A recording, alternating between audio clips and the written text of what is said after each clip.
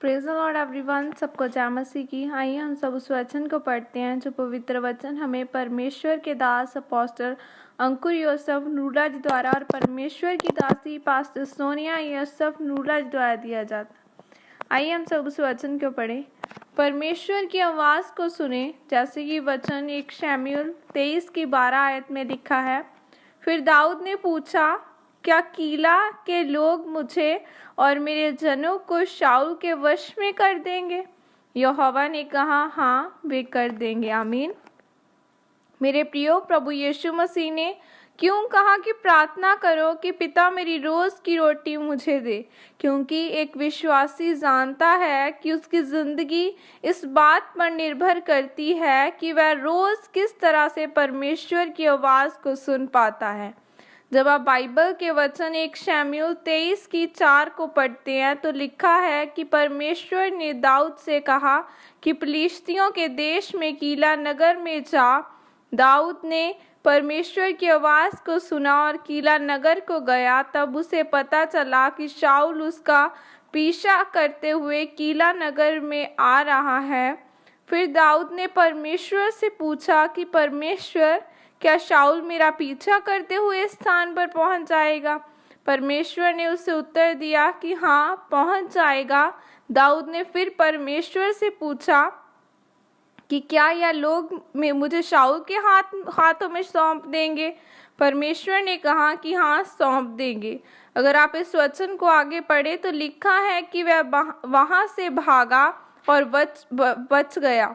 याद रखें, दाऊद उस स्थान से इसलिए निकला क्योंकि वह परमेश्वर की आवाज़ को सुन पा रहा था। मेरे प्रियो, एक विश्वासी के जीवन में समस्या तब आती है जब वह परमेश्वर की आवाज़ को सुनना बंद कर देता है। एक बात हमेशा याद रखें, परमेश्वर ने जिन विषयों पर आपसे पुराने दिनों में बात की थी, आप उससे अपने आने वाले दिन नहीं चला सकते। आपको हर रोज़ परमेश्वर की हजूरी में जाकर उसकी आवाज़ को सुनना पड़ेगा। आज लोगों के जीवन में अविश्वास आ जाता है। इसका कारण यही है कि वह सोचते हैं कि परमेश्वर ने मुझसे कुछ दिनों या सालों पहले बात की थी। उनके जीवन में समस्या इसलिए आती है क्योंकि वह परमेश्वर की आवाज़ को सुनते सुनते उसके अनुसार नहीं चलते और परमेश्वर की आवाज़ को सुनना बंद कर देते हैं। मेरे प्रियो, अगर दाऊद परमेश्वर की आवाज़ को न सुन पाता तो वह पाप कर सकता था और फिर उसके जीवन में समस्या आती। फिर वह यह ना जान पाता कि जिस नगर को जीत लेने की खुशी में वह जश्न मना रहा है, उसी नगर में उसका दुश्मन शाऊल उसको मारने के लिए आ रहा है। दाऊद के जीवन में परमेश्वर की हजूरी इसलिए थी क्योंकि वह परम प्रधान के छाए हुए स्थान में बैठा रहता था और इसलिए वह परमेश्वर की आवाज़ को सुनकर बच पाया। इसलिए मेरे प्रियो, आज आपको भी परमेश्वर के छाए हुए स्थान में बैठने की ज़रूरत है। बैठे रहने का मतलब है कि वह स्थान जो एक विश्वासी या सेवक के रूप में परमेश्वर ने आपको दिया है, उस स्थान पर अड़े और खड़े रहना। जब आप उस स्थान में रहते हैं तो आप सुरक्षित रहते हैं और परमेश्वर की हजूरी आपके जीवन में बनी रहती है। फिर आप परमेश्वर की आवाज़ को सुन पाते हैं। इसलिए हर रोज़ परमेश्वर की हजूरी में जाकर उसकी आवाज़ को सुनकर अपने आप को ताज़ा करते रहें ताकि शैतान आपको परेशान न कर सके।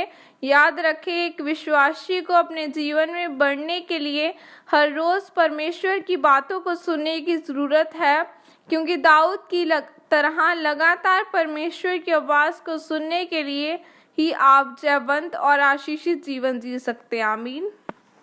यह घोषणा प्रेरित अंकुर नूला जी की तरफ से आपके लिए की गई है।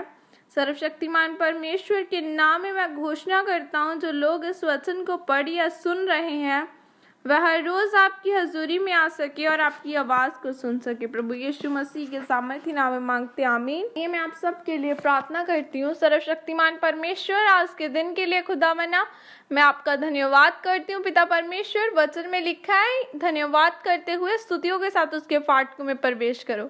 ऐ खुदा, मैं आपका धन्यवाद करती हूँ। हर एक जन जो मेरे साथ जुड़ा है, यीशु नाम में ब्लेस किया जाए, इनके घराने ब्लेस किए जाए, इनके लोग ब्लेस किए जाए। आपका वचन कहता है यीशु मसीह के कोड़े खाने से तुम चंगे हो चुके हो।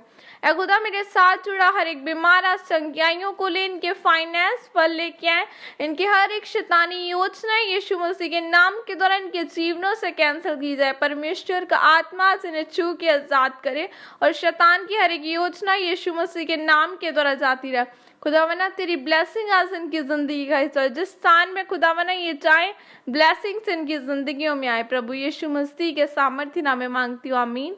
सबको जय मसीह की। God bless you all. परमेश्वर आप सबको आशीषित करे।